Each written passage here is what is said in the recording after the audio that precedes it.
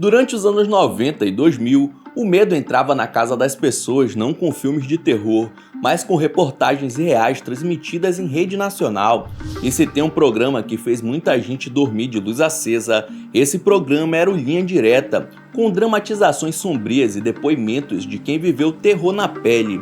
Ele exibiu alguns dos casos mais assustadores da televisão brasileira. Por isso, eu separei aqui os episódios mais sinistros, estranhos e macabros que marcaram o público e até hoje assombram a memória de quem assistiu. Eu sou Ronan Santos e se você também fica arrepiado só de ouvir aquela vinheta do Linha Direta, já deixa o seu like e se inscreva no canal e roda a vinheta.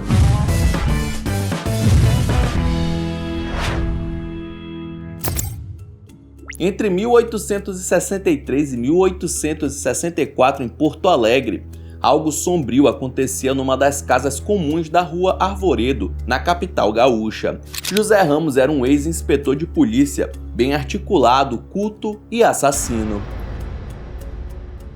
Isso porque, junto de sua companheira, Catarina Palce, atraía vítimas solitárias, convidando elas para jantares. Mas as pessoas que passavam por aquela porta raramente saíam vivas. Vários corpos foram esquartejados no porão da casa e enterrados no quintal dos fundos.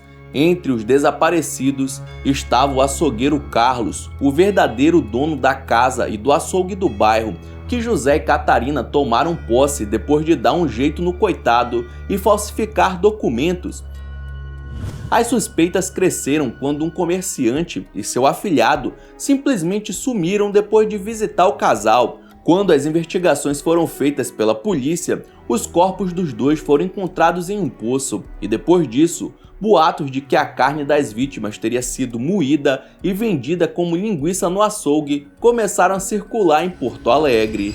Outras questões que poderiam estar envolvidas nesses crimes, como o canibalismo, a prática do canibalismo. Uma história real que poderia ser roteiro de qualquer filme de terror. Um dos episódios mais marcantes e assustadores do programa foi sobre o edifício Joelma, localizado no centro de São Paulo. Até hoje, 31 anos depois do incêndio, especialistas garantem que o lugar é cercado por uma estranha energia espiritual. Antes de o prédio ser construído, o terreno já guardava um passado pesado. Nos anos 40, um professor teria matado a mãe e as irmãs e escondido os corpos em um poço, um crime que chocou a cidade na época. Porém, o que viria depois foi ainda mais trágico. Exatamente aqui nesse lugar ficava a casa do professor Camargo, no número 104 da Rua Santo Antônio. Em 1972, a casa foi demolida e construíram no lugar um prédio de linhas modernas para a época, o edifício Joelma.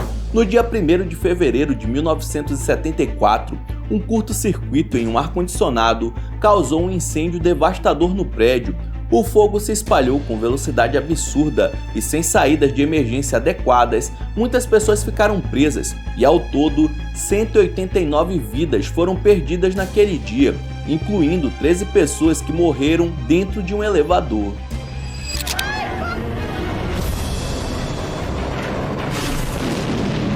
Desde então, o local é cercado por relatos sobrenaturais, vultos, gritos, vozes e até carros que ligam sozinhos na garagem do edifício Joelma. E algumas pessoas mesmo vivas que trabalham aqui podem sentir que estão passando mal ou sentindo certas reações de calafrio, de coceira ou de outras reações epidérmicas por causa dessa manifestação que ainda é remanescente no ambiente. Dizem que as 13 almas do elevador nunca saíram do prédio, que até hoje é palco de diversas aparições. Um dos casos mais antigos e bizarros, já exibidos no Linha Direta, aconteceu em 1928 em São Paulo e ficou conhecido como o crime da mala. Tudo começou no Porto de Santos, quando funcionários de um navio começaram a sentir um cheiro insuportável vindo de uma bagagem, e quando abriram, encontraram o corpo de uma mulher grávida de 6 meses dentro da mala. Uma cena tão macabra que o crime repercutiu pelo país inteiro. As investigações levaram até Giuseppe Pistone, um imigrante italiano que havia se hospedado com a esposa Maria Fé na casa de um parente. Quando a esposa descobriu que Giuseppe mentia sobre uma herança, foi tirar satisfação com o marido e simplesmente nunca mais foi vista. Segundo o delegado Carvalho Franco, Pistone matou Maria Fé na tarde de 4 de outubro porque ela descobriu o golpe que ele iria dar. O maluco ficou com o corpo em casa por dias e depois colocou dentro de uma mala, pagou para estranhos despacharem o objeto em um navio que estava indo para a França, achando que assim sairia ileso do crime. Mas devido a não ter pensado na questão do cheiro, acabou sendo preso e confessou tudo. Quando ele morreu anos depois, uma foto da vítima foi encontrada debaixo do travesseiro em que dormia. Nos anos 60, na cidade mineira de Monte Santo, o que parecia mais uma tarde comum se transformou num pesadelo que o pessoal que vive por lá nunca esqueceu. 2 meninos desapareceram brincando no quintal e dias depois foram encontrados mortos perto da linha do trem. Já era uma tragédia, mas o que veio à tona assustou até os policiais mais experientes. O responsável era Benedito Rodrigues, um andarilho com um histórico de crimes em vários estados, sendo que em alguns deles ele chegou a beber o sangue das vítimas, no que ele mesmo dizia fazer parte de um chamado espiritual. Além de ficar conhecido como o vampiro de Monte Santo, Benedito foi diagnosticado com encefalopatia, sendo considerado um caso de vampirismo real. Considerado doente mental, acabou internado no manicômio judiciário de Franco da Rocha, em São Paulo, onde passou 22 anos em tratamento à base de remédios e choques elétricos. Mas apesar de ter sido internado, conseguiu fugir do manicômio anos depois e nunca mais foi visto. Ou seja, pode ser que esse maluco aí ainda esteja solta. Um dos episódios do Linha Direta tratou do EQM, que é a sigla para experiência de quase morte, que é o caso de algumas pessoas que veem coisas fora do normal depois de quase morrerem, como a pedagoga Luz, que foi jogada contra rochas ao cair no mar. Eu estava enxergando o corpo se debatendo na rocha e, ao mesmo tempo, eu estava me sentindo num outro ambiente, num outro local.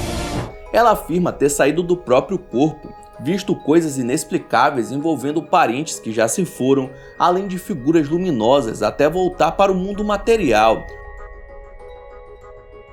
8 anos depois, ela fez uma cirurgia que teve complicações sérias e mais uma vez teve a sensação de observar o próprio corpo como se estivesse entre esse e outro plano. O anestesista disse que eu havia morrido, mas eu estava fora do corpo.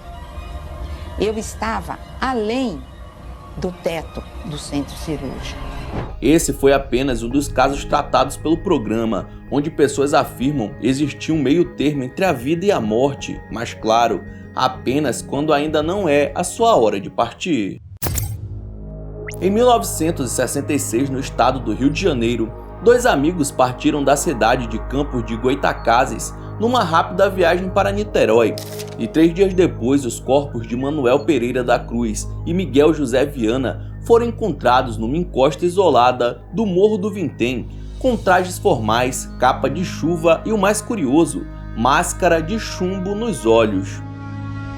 I don't know of any other case where victims were found with lead masks. Não havia nenhum sinal de violência, sangue ou ferimentos, e do lado deles tinham apenas garrafas de água, toalhas e um bilhete estranho, escrito coisas como estar no local, ingerir cápsula, proteger metais, aguardar sinal da máscara.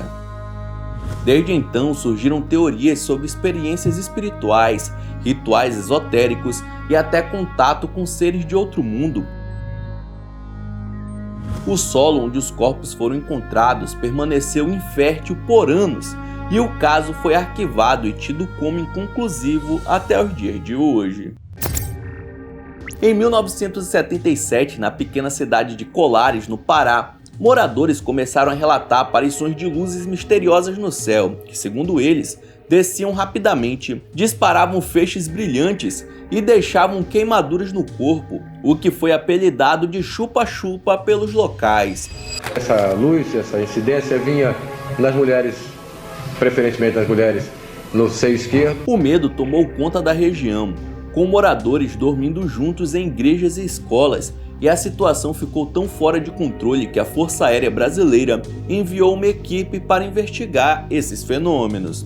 O grupo passou meses acampando, coletando relatos, registrando luzes em movimento e observando fenômenos inexplicáveis. E apesar do encerramento oficial da missão sem conclusões concretas, anos depois, o próprio capitão admitiu que havia testemunhado objetos voadores incomuns. Está tudo escrito, tudo desenhado, tudo fotografado no relatório. Fotografia mais de 500. E filmes foram feitos 4. Um era da Força Aérea, da FAB. Pouco tempo depois, esse mesmo capitão foi encontrado morto em circunstâncias suspeitas, o que só aumentou o mistério em torno do que aconteceu em Colares. O maior acidente radiológico do mundo fora de usinas também virou o caso do Linha Direta. Tudo começou com o Ferro Velho de Goiânia, quando 2 catadores encontraram um aparelho de radioterapia abandonado e pegaram a cápsula de cloreto de césio 137, um pó azul fluorescente altamente radioativo. Então eles romperam aquele lacre.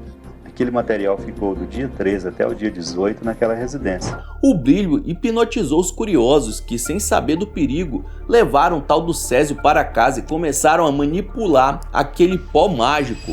E tragicamente deram para os seus amigos e entes queridos que foram atingidos mais drasticamente porque ganharam o pozinho da morte. Não demorou para os sintomas surgirem: vômitos, diarreia, tontura, queda de cabelo e queimaduras graves. Entre as vítimas fatais estavam adultos e crianças que tiveram contato direto com o material. Muitas foram enterradas em caixões de chumbo e túmulos de concreto para evitar novos riscos de contaminação. Ao todo, mais de 1.600 pessoas foram expostas e pelo menos 249 apresentaram níveis críticos de radiação. Várias delas vieram a falecer ao longo dos anos por complicações como câncer. O impacto foi tão grande que casas precisaram ser demolidas, bairros foram isolados e toneladas de lixo radioativo removidas sob rígido controle. Enfim, a morte é uma companheira permanente das vítimas do césio. A morte física, a morte psicológica, a morte social. Até hoje, o caso segue marcado na memória do país como um dos maiores desastres da história do Brasil. Em plena década de 50, na cidade de Congonhas, em Minas, um homem comum começou a viver algo fora do normal. José Pedro de Freitas, mais conhecido como Zé Arigó, passou a ouvir vozes e ter visões, até que, segundo ele, começou a ser guiado pelo espírito do médico alemão chamado Dr. Fritz. Segundo alguns espíritas, o Dr. Fritz foi um médico alemão que trabalhou durante a Primeira Guerra Mundial e que morreu há muitos anos. Segundo a família de Zé Arigó, naquela noite, ele recebeu o espírito do Dr. Fritz. A partir daí, surgiram os atendimentos. Centenas de pessoas se aglomeravam para ver aquele homem realizar cirurgias sem anestesia, usando apenas uma faca de cozinha ou um canivete, dizendo que tudo era feito com a ajuda do além. E muita gente jurava ter sido curada ali mesmo, na hora. E a senhora tem certeza que quem curou a senhora foi o Zé Arigó, foi o Fritz? Lógico, pois ninguém curava. Obviamente, Zé Arigó foi preso por exercer medicina ilegal, mas isso não o impediu de atender até dentro da cadeia. Foi descoberto depois que ele colocava pequenos objetos dentro do nariz das vítimas, fazia um pequeno corte e fingia tirar aquilo da pessoa, além de escrever uma receita totalmente inelegível, que somente um parente farmacêutico entendia, um jeito macabro de ganhar dinheiro. No hospital em que eu trabalhava, eu atendia pacientes que tinham intercorrências procurando o serviço médico em face de que o procurava e precisava de médico naqueles momentos, e eu, como médico, atendia vários. Tinham os que acreditavam e os que apontavam charlatanismo. Porém, tudo fica ainda mais curioso quando ele falece em 1971 em um acidente de carro, exatamente no dia que havia previsto que morreria. Em 6 de abril de 1952, nas ladeiras da Lagoa Rodrigo de Freitas, no Rio, foi encontrado o corpo de Afrânio Arsênio de Lemos, bancário de 31 anos, que apareceu com 3 tiros e 14 coronhadas. O carro estava aqui, do lado aqui desse poste aqui. Isso aqui era tudo vegetação, árvores só, não tinha nada aqui, não tinha prédio nenhum. Dentro do carro, algumas coisas curiosas, batons, brincos e uma foto com dedicatória da estudante de 18 anos, Marina Andrade Costa. A jovem havia terminado seu romance com Afrânio ao descobrir que ele já havia se casado, e além dela, a polícia apontou outro nome, Alberto Bandeira, um jovem tenente aviador da aeronáutica de 22 anos, namorado atual da jovem e possível autor do crime. A investigação virou um espetáculo. O crime ganhou jornais com direito a disputas entre delegacias, testemunhas contraditórias, um advogado famoso e até um testemunho ocular falso. As pessoas esperavam, cada semana a revista esgotava na banca, nas primeiras horas que saía, porque as pessoas queriam saber o capítulo seguinte, né? Ele foi condenado a 15 anos de cadeia, mas recebeu o indulto presidencial de Juscelino Kubitschek e teve o julgamento anulado por questões processuais. Fui condenado, nunca matei ninguém e quero limpar o meu nome. O tenente jamais foi inocentado, mas também nunca enfrentou a justiça de verdade. Um crime incomum que parece ter sido esquecido de propósito pelos militares. Entre os anos 60 e 67, São Paulo foi tomada pelo medo. Um criminoso invadia mansões de elite durante a madrugada, sempre com uma lanterna de luz vermelha em mãos, marca registrada que lhe rendeu o apelido de Bandido da Luz Vermelha. Seu nome verdadeiro era João Acácio Pereira da Costa, um assaltante frio que muitas vezes torturava as vítimas, em alguns casos cometia homicídios. Mesmo que seja pelo lado do mal e da ação diabólica, ele quer que o mundo reconheça que ele existe. Num dos episódios mais aterrorizantes, João invadiu a casa de uma socialite no bairro do Jardim América. Enquanto os moradores dormiam, ele os acordou com a luz vermelha e uma arma em punho, aterrorizou a família por horas, levando joias e dinheiro, antes de desaparecer na noite sem deixar rastros. A moça levou 3 tiros, mais tarde foi socorrida e acabou sobrevivendo. Foi preso em 1967, condenado a mais de 350 anos de prisão por dezenas de crimes, incluindo 4 assassinatos. Cumpriu 30 anos, foi solto em 1997, mas a liberdade durou pouco. 4 meses depois, João foi morto em uma briga banal de bar em São Paulo, encerrando a trajetória de um dos criminosos mais temidos do Brasil. Então é isso, muito obrigado por ter assistido até o final, não esqueça de deixar seu like e se inscrever no canal, e aí na sua tela tem os últimos vídeos lançados pelo Almanac X que estão sensacionais. Vejam depois do outro que você dá uma força. Então é isso, até a próxima!